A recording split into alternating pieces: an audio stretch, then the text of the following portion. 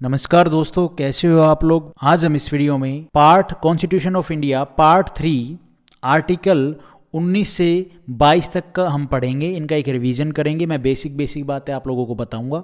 और ये हमारा है सेकंड फंडामेंटल राइट। आर्टिकल 19 से लेके 22 तक हमारा आ जाता है सेकंड फंडामेंटल राइट। हम फंडामेंटल राइट पढ़ रहे हैं, मैंने एक आपको बता दिया। पहला जो फंडामेंटल राइट है, राइट टू इक्वेलिटी, 14 से लेके 18 वो हम कर चुके हैं। ठीक है भाई, तो आज हम स्टार्ट करते हैं आर्टिकल 19 से राइट ऑफ फ्रीडम, और 22 तक हम करेंगे। राइट ऑफ फ्रीडम में क्या क्या है भैया। आर्टिकल 19 हमारी गारंटी करता है to all citizen, guarantee to all citizen the 6 right. जो आर्टिकल 19 है ना, जो बाकी हमारे राइट्स हैं उनको क्या करता है भैया, गारंटी करता है। क्या गारंटी करता है, देखो 6 राइट कौन से हैं। इक्वेलिटी जो हमने पढ़ा 14 से लेकर 18 तक हमने पढ़ लिया, ठीक है, फंडामेंटल राइट। जो बाकी बच गए 6, वैसे तो पहले 7 थे लेकिन अब 6 हैं। राइट टू प्रॉपर्टी हटा दिया गया, ये बात आपको मैं बार बार बता रहा हूँ। उसके बाद सेकंड फंडामेंटल राइट है हमारा राइट टू फ्रीडम, जो 19 से लेके 22 तक है।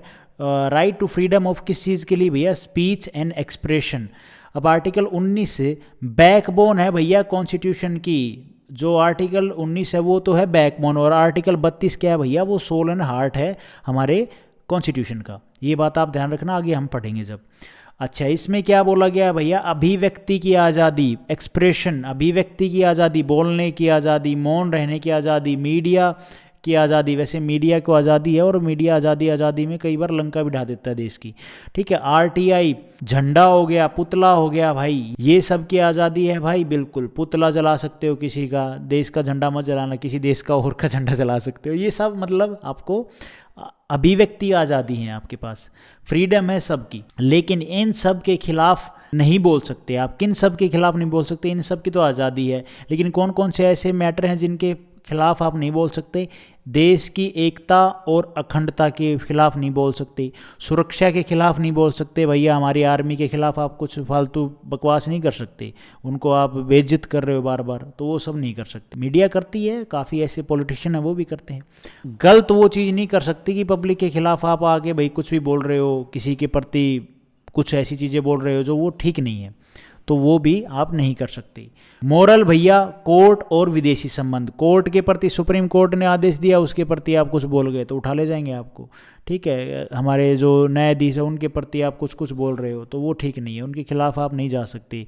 विदेशी संबंध जो हैं, जो हमारे बाहर के जो संबंध है विदेशों के साथ में, उन पे आप ज़्यादा मतलब कर सकते हो कमेंट, लेकिन इतना नहीं कमेंट्स कर सकते कि भैया वो देश की अखंडता और प्रभुता को चोट पहुंचाए। ठीक है, तो इस चीज़ के लिए है कि भैया आप इनमें भी क्या है ना, क्लासिफिकेशन हो जाती है। अब आपने एक नॉर्मल बोला कि किसी देश के बारे में आपने कुछ बोल दिया, ठीक है, बोल सकते हो, बोलते हैं आप, देखोगे आप काफ़ी सारी ऐसी न्यूज़ आती है, उसने उस देश के बारे में बोला, वो आज़ादी है आपको बोलने की, बोल सकते हो, कोई दिक्कत वाली बात नहीं। लेकिन आप उसमें अपने देश को भी लपेट रहे हो, ठीक है, हमारे देश के प्रति कुछ बोल रहे हो, तो वो ठीक नहीं है। तो इन मैटर के ऊपर भैया नहीं बोल सकते, खिलाफ नहीं बोल सकते, ये बात आप ध्यान रखना। एक पर्सन है, उसको आज़ादी है बोलने की, मौन रहने की, झंडा, मीडिया जो भी है, लेकिन इन मैटर पे आपने थोड़ा सा सोच समझ के बोलना पड़ेगा। अब भैया हमने पहला पढ़ा क्या, अभिव्यक्ति, एक्सप्रेशन, बोलने की आज़ादी, झंडा, मीडिया, पुतला, आप अपनी पार्टी का कोई झंडा बना सकते हो, ठीक है, मीडिया ये सारे, मीडिया वैसे बोलता तो उल्ट पुल्ट है कुछ, ठीक है। बोलने की आज़ादी, अगर आपको अच्छा बोलना आता है, आपने अपनी पार्टी बना ली, झंडा बना लिया, ठीक है, कोई भी ऐसा झंडा बना लिया, तो वो आज़ाद बनाने की आपको आज़ादी है। अब बोलने की आज़ादी है, तो उसके बाद भाई अगर आप अच्छा बोलोगे तो लोग आपको सुनना अच्छा पसंद करेंगे, तो सीधी सी बात आप असेंबलीज करोगे, ठीक है, तो भैया आप सभा करोगे, उसमें बोलोगे खड़े होके, हाँ जी बोल रहे हैं, अच्छी बात बोल रहे हो तो अच्छी बात बोलो। अब बोलोगे तो आप सभा कर सकते हो, बिल्कुल कर सकते हो, इसकी आज़ादी है। उसके बाद भैया सभा करोगे तो सीधी सी बात, आप अपनी पार्टी बनाओगे, और उधर आपने झंडा बना लिया, ये सारी काम कर सकते हो, ये इन सब की आज़ादी है। अब सभा करोगे तो लोग आपसे जुड़ेंगे, तो बोलेंगे अरे भाई अपनी पार्टी वार्टी बना ले, तू अच्छा बोलता है, झंडा भी बना लिया तूने, तो कुछ आगे बढ़ेंगे। तो फिर आप एसोसिएशन बना सकते हो, संगठन बना सकते हो, उसकी भी आज़ादी है। फ्रीली मूव कर सकते हो, हाँ जी, पूरे देश में आप कहीं पे भी मूव कर सकते हो, लेकिन कुछ एरिया हैं जहाँ पे आपको सरकार की अथॉरिटी की परमिशन लेनी होती है, क्योंकि ट्राइबल एरिया है, खतरनाक जोन है, फालतू में फंस जाओ, अपनी जान गंवा बैठो, तो वो चीज़ है। फ्रीली आप संचरण कर सकते हो, ठीक है। निवास और बसने की आज़ादी। हाँ, आप दूसरे स्टेट में जाके प्रॉपर्टी खरीद सकते हो और बस सकते हो। जम्मू कश्मीर में नहीं थे पहले ये चीज़, लेकिन अब जम्मू कश्मीर में भी 370 हटने के बाद बिल्कुल ले सकते हो। लेकिन वो भी अभी जैसे जैसे सरकार अभी तो हटा था एक 4-5 साल पहले 2019 में, तो 5 अगस्त 2019 को। लेकिन क्या है ना, धीरे धीरे अभी स्टेटहुड तो नहीं मिला है, लेकिन सरकार जैसे जैसे चीज़ें करेगी उस हिसाब से आप जम्मू कश्मीर को अगर अभी के लिए मतलब कर सकते हो, खरीद सकते हो, लेकिन वो लिमिटेड होता है, किस हिसाब से होता है वो स्टेट गवर्नमेंट ही प्रोवाइड करती है, सेंटर प्रोवाइड करती है। लेकिन अगर आप देखो किसी और जगह पे, किसी और डिस्ट्रिक्ट में, स्टेट में जाके आपने बसना, प्रॉपर्टी ले रह सकते हो, बेच सकते हो, सेटल हो सकते हो वहाँ पे, इस सब की आज़ादी है आपको। संपत्ति की आज़ादी देखो भैया, आर्टिकल ये जो हम 19 पढ़ रहे हैं, इसमें मैंने आपको बताया right to freedom of speech and expression, मतलब राइट ऑफ फ्रीडम, किस चीज़ किसकी फ्रीडम है, आप लोगों को राइट है। तो उसमें मैंने आपको बताया ये 7 चीज़ें। एक मैंने आपको बताया अभिव्यक्ति की आज़ादी, उसमें फिर ये 6 चीज़ें ये हो गई। लेकिन 6 चीज़ों में आपने सभा देख लिया, संगठन देख लिया, फ्रीली मूव, निवास, बसने का। लेकिन यहाँ पे जो संपत्ति आ गया ना, ये हमारा फंडामेंटल राइट नहीं है, ये हमारा फंडामेंटल राइट्स हैं सारे हमारे। जो अभिव्यक्ति की आज़ादी है हमारा फंडामेंटल राइट है, लेकिन ये नहीं रहा, ये हटा दिया गया। कब हटा दिया गया भैया? 14वां जो संशोधन हुआ उसमें इसको हटा दिया गया और इसको कानूनी अधिकार बना दिया गया। सरकार छीन सकती है तो इसको हटा दिया गया। ठीक है, अब आप कहोगे ये आर्टिकल 19 में भी आ गया। हमारे मेन जो फंडामेंटल राइट है वो भी 6 हैं, 7 थे, राइट ऑफ प्रॉपर्टी, वो हटा दिया गया। 19 में भी फिर हमारे ये सब हमारे जो फंडामेंटल राइट हैं ये, उसमें भी संपत्ति आता है तो वो भी हटेगा। जब वो हट गया मेन, तो ये भी तो हटेगा ही ना। मैं उम्मीद करता हूँ आप लोगों को समझ में आया होगा। अब जो 44 संशोधन था, अमेंडमेंट था, उसके अंडर में इसको हटा दिया गया। सिविल ये हमारा क्या बन गया भाई?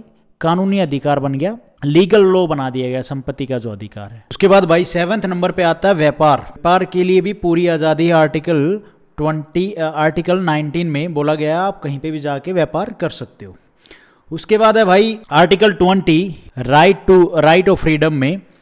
तो आर्टिकल 20 क्या बोलता है भाई? हमारे सेकंड फंडामेंटल राइट के हिसाब से, second fundamental right to freedom 19 से 22, protection in respect of conviction of officer, दोष सिद्धि में संरक्षण क्या है? आर्टिकल 20 बोलता है कोई भी व्यक्ति तब तक अपराधी नहीं है जब तक सिद्ध ना हो जाए, और सिद्ध कौन करेगा? कोर्ट के द्वारा। जब तक वो सिद्ध ना हो जाए कि ये इसने क्राइम किया है, इसको सज़ा मिलनी चाहिए, जब तक सिद्ध ना हो जाए तब तक वो अपराधी नहीं है। अब आपको ये लगता होगा कि जो पुलिस में जाता है, पुलिस अरेस्ट करके लेके जाती तो वो अपराधी हो गया। नहीं, कोर्ट भैया, कोर्ट सिद्ध करवाएगा कि हाँ भाई आप अपने एविडेंस दिखाइए, प्रूफ कीजिए हमारे सामने। जब वो सिद्ध हो जाएगा तो ही वो क्या है? अपराधी होगा। ये किसके अंडर में बोला गया? आर्टिकल 20 के अंदर में। अपराध के समय का कानून, अच्छा, एक अपराध एक सजा, खुद के विरुद्ध गवाही नहीं। अच्छा ठीक है, देखो इसमें क्या है कि भाई यहाँ पे बोल दिया गया कि दोष सिद्धि से में संरक्षण। भाई जब तक बोला ना जाए कि भाई वो जब तक सिद्ध ना हो जाए तब तक वो अपराधी नहीं है। ठीक है जी। यहाँ पे क्या बोला गया इसमें कि अपराध के समय का कानून। अब मान लो भैया जो कन्विक्टेड पर्सन है, कन्विक्टेड ऑफ एनी ऑफेंस, भाई किसी पर्सन को किसी चीज़ के लिए उसको भाई कन्विक्ट किया गया है, उसको सजा दी गई है। Convicted of any offence except for violation of a law in force at the time of commission of the act और एक्ट नोर। तो यहाँ पे ये बोल रहा है एक बंदा है, उसने आज की तारीख में कोई क्राइम कर दिया और आज की तारीख में कोई कानून बनाया हुआ है उस क्राइम की सज़ा सुनाने के लिए। ठीक है, अब उसका केस चला, 5 साल बीत गए, अब केस का रिजल्ट आने वाला है। जज साहब, हमारे इंडिया में तो यही होता है, 5 साल तक केस किसका ही रहता है। जज साहब उसको सज़ा सुनाने वाले हैं और जब 5 साल बाद क्या है, उस सज़ा सुनाने के लिए जो लॉ बनाया गया था उस क्राइम के लिए, उसको थोड़ा सा चेंज करके बढ़ा दिया गया। तो भैया ऐसा नहीं है, इस बंदे ने क्राइम किया है जिस डेट पे, उस डेट पे जो सज़ा थी ना, उसी सज़ा के हिसाब से इसको, उस पर्सन को सज़ा दी जाएगी 5 साल के बाद भी। ऐसा नहीं है उस सज़ा के लिए भैया जो अभी जो उसमें अमेंड कर दिया गया उस लॉ में और जो सज़ा वो बढ़ा दी गई तो उस सज़ा के हिसाब से। नहीं, जो जिस टाइम पे उसने क्राइम किया उसी टाइम पे जो सज़ा है उस लॉ में, तो उस सज़ा के हिसाब से, उस लॉ के हिसाब से उसको सज़ा दी जाएगी। उम्मीद करता हूँ ये बात आपको समझ में आएगी। अपराध के समय का जो कानून है ना, वही कानून के हिसाब से उसको सज़ा दी जाएगी। ऐसे नहीं है कि बाद में चेंज हो गया तो बाद वाले हिसाब से, नहीं। उसके बाद है सेकंड, एक अपराध की एक सज़ा, नो डबल जियोपार्डी। मतलब एक बंदा है, लालू प्रसाद यादव उसका नाम है, उसने चारा घोटाला किया या कोई क्राइम कर दिया, किसी को मार दिया, ठीक है, उसको सज़ा सुनाई गई, उसने सज़ा अपनी ग्रहण करके सज़ा काट के वो घर आ गया। अब ऐसा नहीं है उसको फिर से कोर्ट कहेगा कि तुझको दोबारा से इसी क्राइम की फिर से सज़ा सुनाते हैं, नहीं नहीं नहीं, मतलब एक बार उसने सज़ा काट ली, उसके क्राइम फिनिश हो गया, बराबर हो गया, ठीक है, उसको दोबारा से उस क्राइम के लिए सज़ा नहीं दी जाएगी। अगर वो दोबारा वही क्राइम करता है, फिर से किसी का मर्डर कर देता है, पहले जो मर्डर किया उसकी सज़ा उसने भुगत ली, फिर से आगे मर्डर कर देता, फिर से उसको सज़ा सुनाई जाएगी, ये तरीका है। लेकिन ऐसा नहीं है एक ही क्राइम की दो सज़ा, मतलब एक बार उसने किसी का मर्डर किया तो उसको एक बार सज़ा उसको दी गई, उसने भुगत ली, फिर से उसको उसी क्राइम की उसको दोबारा से सज़ा दी जाएगी, नहीं नहीं। उसके बाद थर्ड है खुद के विरुद्ध गवाही नहीं। अब खुद के विरुद्ध गवाही नहीं कैसे? अरे पुलिस क्या है ना, किसी पर्सन से ज़बरदस्ती नहीं भाई डंडे वंडे मार के जो क्राइम है उसको कबूल करवा लेती है, तो वो चीज़ नहीं होगी। अब बंदे ने पुलिस के डर में तो भैया उस टाइम पे जब अरेस्ट हुआ पुलिस ने कहा कि ये क्राइम तुम कबूल कर लो, उसने तो डर के मारे भाई कबूल कर लिया, लेकिन कोर्ट के सामने जाके उसने बोल दिया सर इन्होंने डंडे वंडे मार के मेरे से कबूल कराया था, तो भैया फिर वहाँ उस एसआई को या उस पुलिस वाले को निपटा दिया जाएगा कोर्ट के द्वारा, मतलब उसको सज़ा सुनाई जाएगी। तो खुद के विरुद्ध गवाही नहीं दी जाएगी। वो क्राइम खुद अपना भाई मानता है जब अलग बात है, लेकिन वो खुद के विरुद्ध गवाही नहीं दे सकता कि भाई हाँ ज़बरदस्ती, एक तो पुलिस ये काम पुलिस वाले ही करवाते हैं ज़्यादातर। तो इसके लिए भैया आपको राइट टू फंडामेंटल है, मतलब आपको क्या है, राइट टू फ्रीडम है। उम्मीद करता हूँ ये बात समझ गए होगे आप। खुद के विरुद्ध गवाही नहीं दी जाएगी भाई, ऐसा नहीं ज़बरदस्ती उससे कबूल करवा लिया, फिर बाद में वो क्या नाम है जज साहब के सामने जाके बता देगा ना सारी सच्चाई, तो फिर भैया पुलिस वाले निपटाए जाएंगे। तो खुद के विरुद्ध गवाही नहीं दे सकता वो। आर्टिकल 20 कभी रुकता ही नहीं है, इमरजेंसी या कुछ भी हो। अब ये है वो आर्टिकल 20 और आर्टिकल 21, ये दो आर्टिकल जो है ना फंडामेंटल राइट्स हैं, आर्टिकल 20 और 21 में बोला गया है ये इमरजेंसी हो, वॉर की सिचुएशन हो, किसी भी सिचुएशन में ये रुकते नहीं हैं, ये आपके कंटिन्यू रहेंगे। बाकी और जो फंडामेंटल राइट हैं वो रोक दिए जाते हैं भैया जब कुछ इमरजेंसी लगी है, वॉर की सिचुएशन है तब। उसके बाद है article 21 protection of life and personal liberty. ये भी भैया चाहे इमरजेंसी हो आपातकालीन हो इसको भी नहीं रोका जाता है। बाकी 20 और 21 कंटिन्यू रहते हैं, बाकी और जो है उनको सस्पेंड कर दिया जाता है फंडामेंटल राइट्स को। ये बात आपने ध्यान रखनी है। अब हम पढ़ रहे हैं क्या, right to freedom fundamental right. Second fundamental right हमारा 19 से 22, 21 पे आ गए हैं, 19 कर लिया, 20 कर लिया, 21 पे हम कर रहे हैं। 21 क्या है, protection of life and personal liberty. Protection of life, life बोले तो प्राण, एन दैहिक स्वतंत्रता। ये क्या है, पार्लियामेंट और प्रेसिडेंट कोई भी छेड़छाड़ नहीं कर सकता। किसके साथ, किसी आदमी के साथ, नहीं नहीं नहीं, पार्लियामेंट और प्रेसिडेंट, ये जो आर्टिकल है ना प्रोटेक्शन ऑफ लाइफ, इसके साथ, इस आर्टिकल के साथ या कोई चेंज वेंज करना, इसके प्रति कुछ भी छेड़छाड़ नहीं कर सकता कि भैया छेड़छाड़ कर दिया पार्लियामेंट ने, इसमें कुछ अमेंड कर दिया, ना जी ना। या प्रेसिडेंट ने कुछ ऐसा इम्पोज कर दिया कि भाई ये इसके प्रति भाई जो प्रेसिडेंट साहब हैं क्या बोले, थोड़ा इसको और एक्सप्लेन करें तो, कि भाई उसने किसी पर्सन के ऊपर या मतलब इस चीज़ को लेके लाइफ और पर्सनल जो लिबर्टी है उसके ऊपर उसने भैया कुछ रोक लगा दी, वो रोक नहीं लगा सकता आर्टिकल 21 के तहत। थोड़ा और डिटेल में बताने की कोशिश करता हूँ। जैसे लाइफ के बारे में देखो, लाइफ में एनवायरनमेंट भी आता है, हाँ जी एनवायरनमेंट आता है, पोल्यूशन। अब भैया ज़्यादा व्हीकल चलेंगे, इंडस्ट्री चलेंगी, पोल्यूशन होगा, पोल्यूशन लोग बीमार होंगे तो भैया उनके पास राइट है जाके वो सुप्रीम कोर्ट में खड़ा होने का कि भैया ये एनवायरनमेंट को दूषित कर रहे हैं, अब हमारी ज़िंदगी बचाइए। तो ये भी राइट फंडामेंटल राइट के अंदर में आता है, ठीक है। आत्महत्या नहीं कर सकता, अगर कोई बंदा आत्महत्या कर रहा है और भैया वो उसको बचा लिया गया या बच गया गलती से, तो भैया उसको फिर से सज़ा सुनाई जाएगी कि आर्टिकल 309 के अंडर में उसको सज़ा मिलेगी कि हरामखोर तू आत्महत्या कर रहा था। अरे जो मर्जी हो जाए सिचुएशन लाइफ में, यार आत्महत्या क्यों कर रहे हो, तो उसको आर्टिकल 309 के तहत उसको सज़ा सुनाई जा सकती है भाई। उसके बाद है हेल्थ, कोई नहीं छीन सकता आपसे आपकी हेल्थ, ये राइट है आपका, चाहे कोविड हो, पोलियो। अब आप कहोगे मतलब हेल्थ कैसे कोई नहीं छीन सकता, अरे भाई गवर्नमेंट आपने देखा होगा जब बच्चा पैदा होता है तब से लेके वो कोई ऐसी हाँ बीमारी आ जाए, कोविड आ जाए, HIV हो जाए, ठीक है, एड्स हो जाए, तो इस तरह की जो बीमारियाँ, पोलियो हो गया, इस तरह की बीमारियों के लिए गवर्नमेंट क्या स्कीम क्या चलाती है भैया, हेल्थ की, आपकी हेल्थ सही रहे उसके लिए भी आप फ्री टीके लगवाती है, ठीक है। पोलियो का, काफ़ी सारी बीमारियां होती हैं। रेबीज़ का आप देखोगे फ्री में टीका लग जाता है गवर्नमेंट हॉस्पिटल में, कोविड का आपको फ्री में लगा है। इस तरह की आपकी हेल्थ को लेके गवर्नमेंट क्या, ये आपके राइट हैं और इस राइट को कोई नहीं छीन सकता। आपकी हेल्थ को लेके कोई नहीं छीन सकता ये सारी चीज़ें। तो इस चीज़ का राइट है आपको भैया, आपकी हेल्थ के लिए गवर्नमेंट आपको अच्छे अच्छे इंजेक्शन लगाएगी। सिंपल सी मोटी मोटी बात ये है कि अब आप कहोगे ऐसी कोई बीमारी होगी कैंसर, अरे भैया आप हेल्थ के लिए गवर्नमेंट हॉस्पिटल में जाओगे थोड़ी ना कोई रोक सकता है। प्राइवेट हॉस्पिटल वाला तो फीस लेगा, मना भी कर देगा, लेकिन वो आपको प्राइवेट वाला कर सकता है, गवर्नमेंट वाला मना नहीं कर सकता। तो हेल्थ आपकी कोई नहीं छीन सकता। हेल्थ से रिलेटेड मतलब जो भी चीज़ें हैं वो सरकार करेगी और कोई छीन नहीं सकता, ये आपका राइट है। पर्सनल लिबर्टी में क्या आ जाएगा, पर्सनल लिबर्टी जो ये था इसमें आ जाएगा दैहिक स्वतंत्रता। ये क्या होगी भाई, जो दैहिक फ्रीडम है वो क्या होगी, एकांत और विदेश यात्रा। आप एकांत में रहना चाहते हो रहिए भाई, जंगलों में जाइए, जहाँ बैठना है आराम से एकांत में रुकिए। विदेश यात्रा पे रोक नहीं है।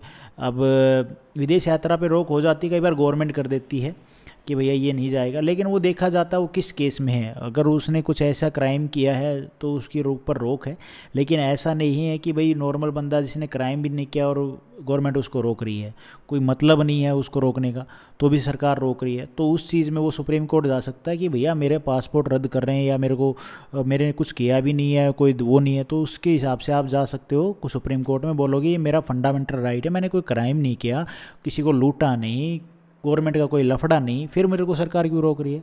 तो उस चीज़ में भैया आप कहाँ जाओगे, सुप्रीम कोर्ट की ये तो मेरा फंडामेंटल राइट है, पर्सनल लिबर्टी है आर्टिकल 21 के तहत, और हमारा जो सेकंड फंडामेंटल राइट है उसके हिसाब से, राइट टू फ्रीडम में, और पार्ट 3 के हिसाब से ये मेरी क्या है, मेरा फंडामेंटल राइट है, इसमें मेरे को ना रोका जाए। तो सुप्रीम कोर्ट आपको बोलेगी जाओ भैया मज़े करो, आपको आज़ादी दी जाती है, देखते हैं कौन रोकता है।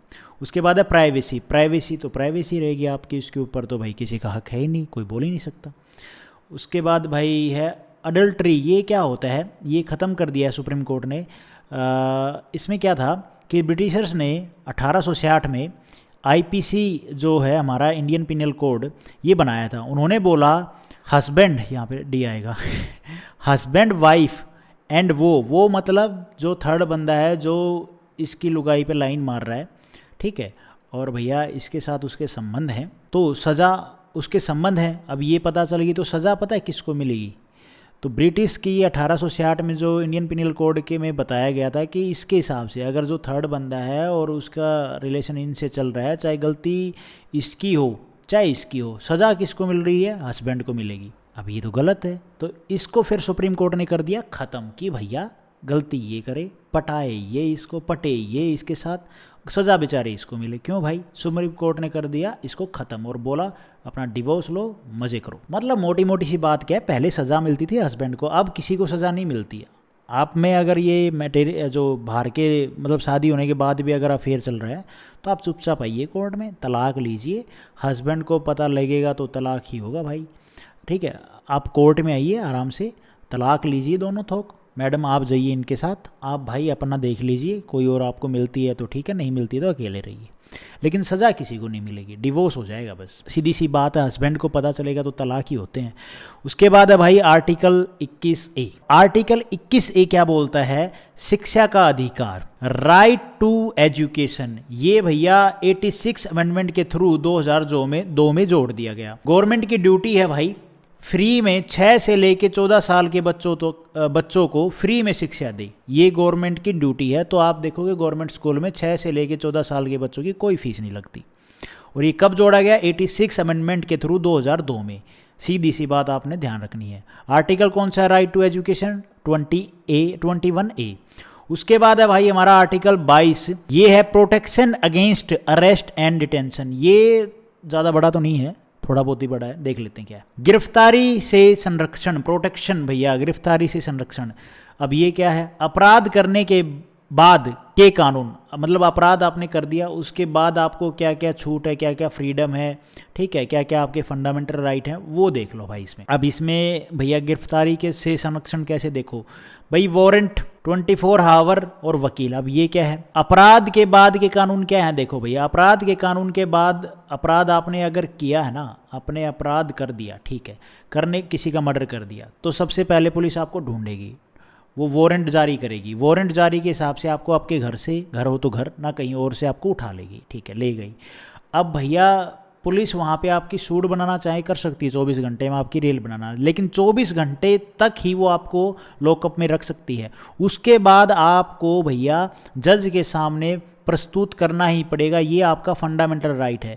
काफ़ी बार क्या होता है, किसी भाई ने क्राइम किया भी नहीं होता है, उस बेचारे को किसी और के मैटर से उठा लिया जाता है, उसको 24 घंटे रखा जाता है पुलिस में, वो कहता है भाई मैंने क्राइम किया ही नहीं है, तो अब उसके पास क्या राइट है, वो क्या करे। तो भैया ये हमारे कानून में है, आर्टिकल 22 में बोला गया है कि भाई आपको 24 घंटे के अंदर अंदर आपको कहाँ पे लेके जाना पड़ेगा, जज साहब के सामने।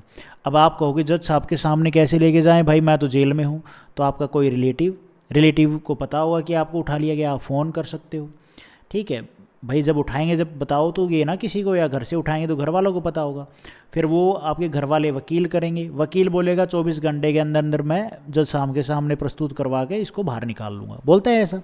तो वही चीज़ है, तो जज आप जो वकील है वो आपका जज साहब के सामने लेके जाएगा, पुलिस को बोलेगा भैया ये लो और भाई को छोड़ दो हमारे, या फिर पुलिस खुद इस बंदे को, अगर इसने कोई सीरियस क्राइम किया है तो 24 घंटे के अंदर जज साहब के सामने लेके जाएगी। और वकील मैंने आपको बता दिया, अगर वकील मान लो कोई गरीब पर्सन है और वो बेचारा वकील कहीं कर नहीं सकता, उसकी फैमिली वैसे ही अफोर्ड नहीं कर सकती, तो उस गरीब वकील के लिए भैया गवर्नमेंट वकील होता है। और गवर्नमेंट वकील क्या होते हैं, लगभग केस हार ही जाते हैं, गरीब बंदों के केस कहाँ वो सोल्व करते हैं, ठीक है, पैसा उनको आ ही रहा होता है गवर्नमेंट से। अब आप कहोगे भाई 24 घंटे के अंदर तो ठीक है, अब जज मान लो छुट्टी पे है या कोई वेकेशन आ गया है, तो भाई या 24 घंटे के बाद जो पुलिस है वो लेके चल पड़ी उसको उठा के कि भाई चल तेरे को जज के पास लेके चलते हैं। अब लेट हो गए, जाम की वजह से कोई एक्सीडेंट हो गया, तो भाई वो जो टाइम लग रहा है उसको वहाँ तक पहुँचाने में, तो उस टाइम को काउंट नहीं किया जाएगा, ठीक है, ये बात आपने ध्यान रखनी है। ये डिटेल में हो जाती हैं वैसी चीज़ें, ठीक है, लेकिन उसको जज साहब के पास लेके जरूर जाना पड़ेगा। अब टाइम लग गया तो लग गया, जज साहब बोलेगा लेट काहे हो गए भाई, 24 घंटे में लाना था, वो बोले साहब जाम लग गया, तो चलो जाम वाला जो टाइम है ना उसको काउंट नहीं किया जाएगा 24 घंटे के अंडर में, ठीक है, उसको फिर 24 घंटे के हिसाब से ही लिखा जाएगा।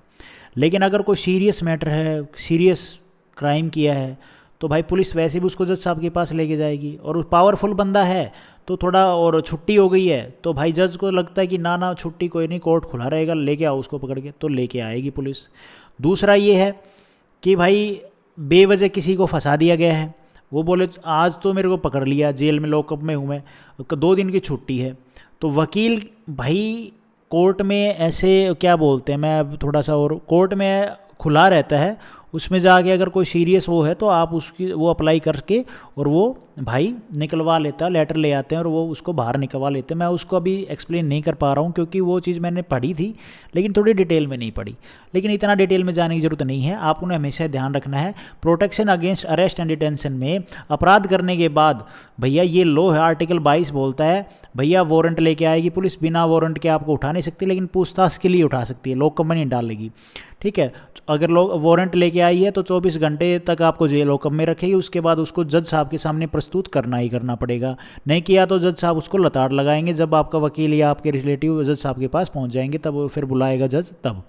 और भाई वकील गरीब है तो उसको गवर्नमेंट वकील देती है। अपराध करने से पहले, अब पहले की कहानी सुन लो, तो भाई क्लोज 4 में बोला गया है, आर्टिकल हमारे 22 के क्लोज 4 में बोला गया है प्रिवेंटिव डिटेंशन, अपराध से पहले निवारक निरोध। भाई कुछ ऐसी सिचुएशन होती हैं कि भाई, या कुछ पर्सन ऐसे होते हैं जिनको ये लगता है कि भैया इनको पहले ही अरेस्ट कर लो, ऐसी सिचुएशन होने वाली है कि ये दंगा भड़काएंगे और भैया दिक्कत हो जाएंगी समाज में, पूरा हड़बड़ मच जाएगा, ठीक है, तो इनको पहले ही अरेस्ट कर लो। तो काफ़ी बार क्या होता है हाउस अरेस्ट कर लिया जाता है, कोई लोकल है तो भैया उसको उठा के कुछ दिन जेल में डाल दिया जाता है, तो बिना वारंट के 3 महीने तक रख सकते हो भाई। अच्छा, बिना महीने 3 वारंट रख लिया। अब आपने अगर जम्मू कश्मीर का मामला सुना होगा, जब 370 को हटाया गया था, सारे नेताओं को धर लिया गया था, उनको हाउस अरेस्ट किया गया था, मतलब हाउस में अरेस्ट कर दिया, ठीक है। अब हाउस से उनका कोई कनेक्शन नहीं है, कोई रिलेटिव, किसी से लेना देना नहीं, कुछ नहीं, कोई फ़ोन कॉल नहीं, कोई सोशल मीडिया नहीं, कुछ भी नहीं, वो अपने घर में रहो, मज़े से खाओ पियो एंजॉय करो, लेकिन भैया किसी से कनेक्शन नहीं है, तो उसको बोला जाता है हाउस अरेस्ट।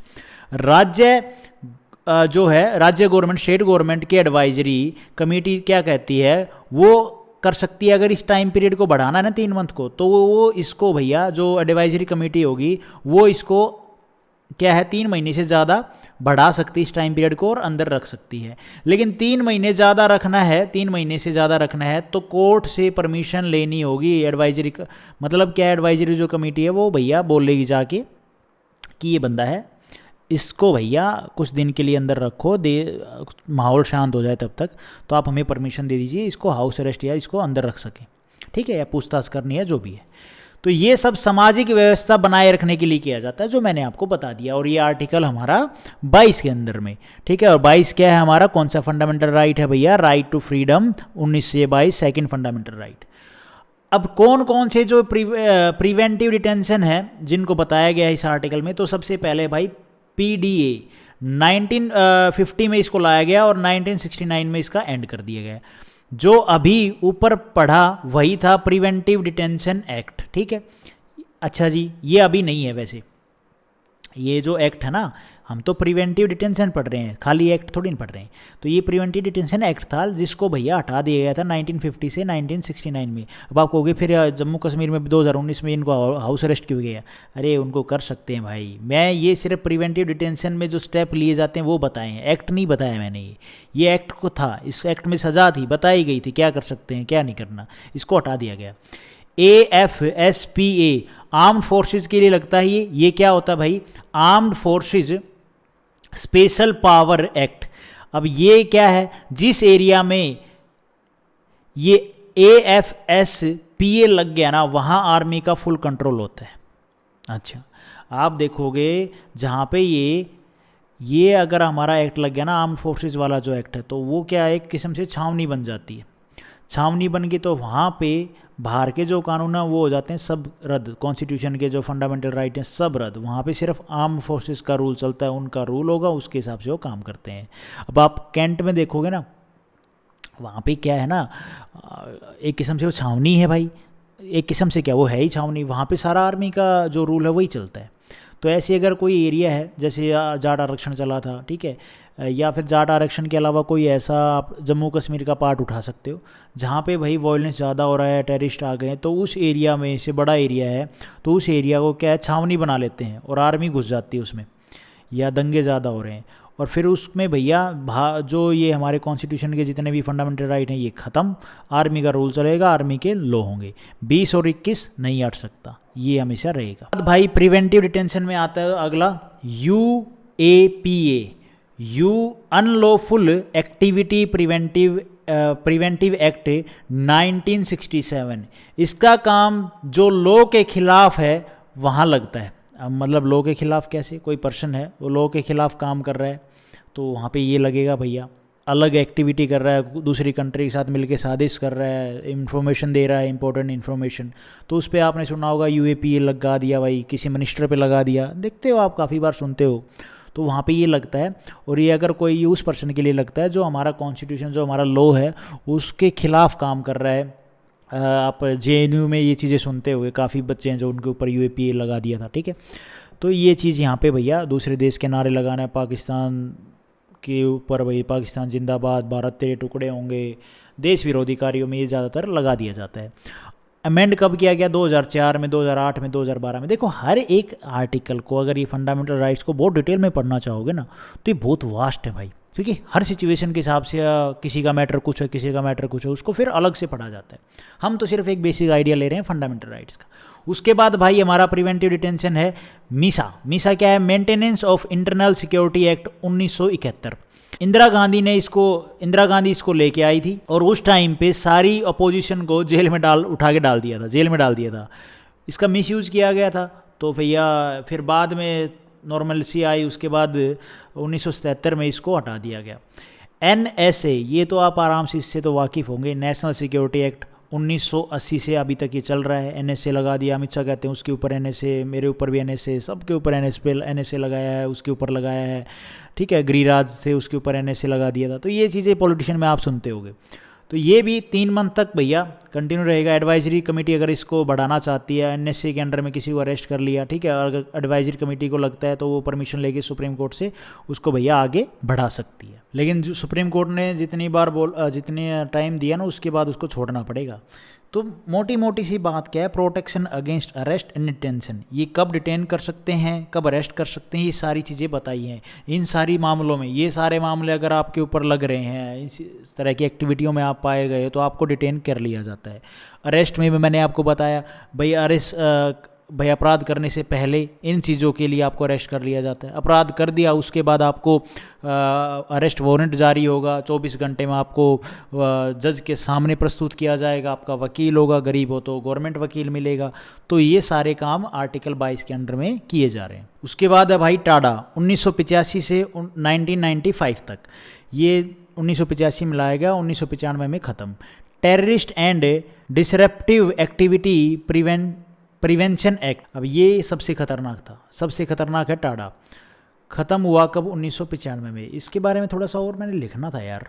टाडा वैसे लिख तो दिया, टेररिस्ट एक्टिविटी में, ठीक है, इस तरह की एक्टिविटी में अगर आप इन्वॉल्व हो तो भैया ये सबसे ख़तरनाक लॉ था। इसमें सज़ा भी मुझे लिखनी थी ना थोड़ी बहुत, लेकिन कोई बात नहीं, आप इसको प्रिवेंटिव डिटेंशन में रख सकते हो कि भैया इस तरह टाडा लग गया, ये वैसे ख़त्म हो गया, टाडा लग गया था तो भैया उठा के जाल डाल दिया आपको 3 मंथ, या फिर एडवाइजरी बॉडी बोलती है इसको, ज़्यादा और टाइम रखो तो रख सकते हो। ख़त्म हो गया था 1995 में।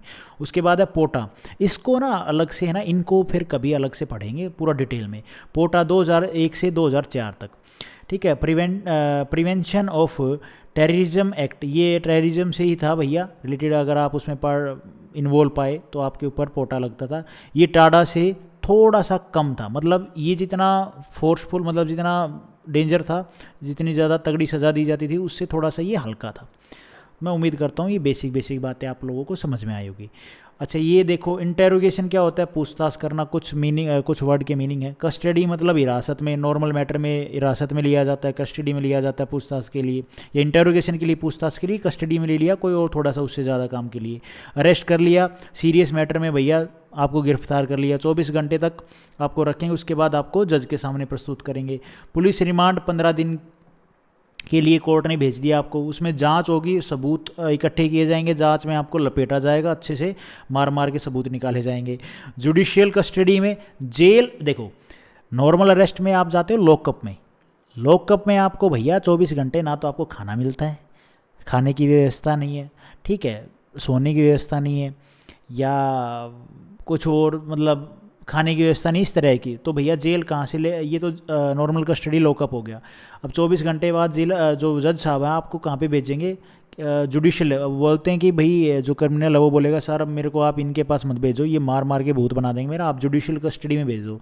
तो जुडिशियल कस्टडी में क्या होता है, जो जज साहब हैं वो आपको जेल में भेजता है, जेलर के पास। जेलर आपको खाना भी देगा, घूमने की व्यवस्था भी देगा, और आप वहाँ पर रहोगे, अखबारों को पढ़ने को भी मिल जाता है। तो भाई मैं उम्मीद करता हूँ आप लोगों को ये समझ में आया होगा, जो राइट टू फ्रीडम जो हमारा सेकंड फंडामेंटल राइट था 19 से लेके 22 तक, मैंने बेसिक बताया, मैंने कोई डिटेल में नहीं बताया, मैं नहीं कहता मैंने डिटेल में बताया, लेकिन आप लोगों को एक आइडिया मिल गया होगा कि हाँ ये चीज़ें हैं हमारे फंडामेंटल राइट में, इनसे हमें एक आइडिया मिल गया। अगर हमें और डिटेल में पढ़ना है तो फिर वो आप आराम से कहीं से और पढ़ सकते हो, लेकिन मैंने जितना मेरा बन पाया नोट्स थे उस हिसाब से मैंने आप लोगों को प्रोवाइड कर दिया। Thank you so much guys. Next video में हम आगे से थर्ड हमारा फंडामेंटल राइट पढ़ेंगे। अगर आपको वीडियो ठीक लगी तो लाइक कर दिया करो। बाकी आज इस वीडियो के जो 3 MCQ जो हम करते हैं हर वीडियो में 3 या 4, तो वो आप देख लो भाई। पहला MCQ है भाई हमारा, भारत का, इंडिया का सबसे बड़ा रेलवे यार्ड कहाँ पे है?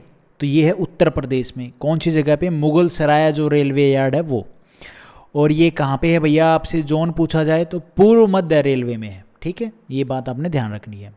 मुगल सराय मैं लिख देता हूँ, मुगल सराय उत्तर प्रदेश यूपी। उसके बाद सेकंड MCQ हमारा, भारत रेलवे का राष्ट्रीय जो रेल संग्रहालय है वो कहाँ पे है? राष्ट्रीय रेल संग्रहालय, तो वो है भैया नई दिल्ली में, नई दिल्ली में, ठीक है। अच्छा जी, उसके बाद क्षेत्रीय जो संग्रहालय है वो कहाँ पे है? वो है भाई मैसूर में। ये तो था राष्ट्रीय, और क्षेत्रीय जो हमारा संग्रहालय है वो कहाँ पे है इसका, इंडियन रेलवे का? तो वो है मैसूर में। उसके बाद हमारा थर्ड एमसीक्यू है भाई, भारत की पहली मोनो रेल कहाँ पे चली थी? तो वो थी मुंबई में। कब चली भाई? 1 फरवरी 2014 को ये प्रारंभ हुई। तो ये 3 एमसीक्यू थे। हर वीडियो में हम 3 एमसीक्यू करते हैं। Thank you so much guys, video कर देना लाइक, ठीक है, बाय।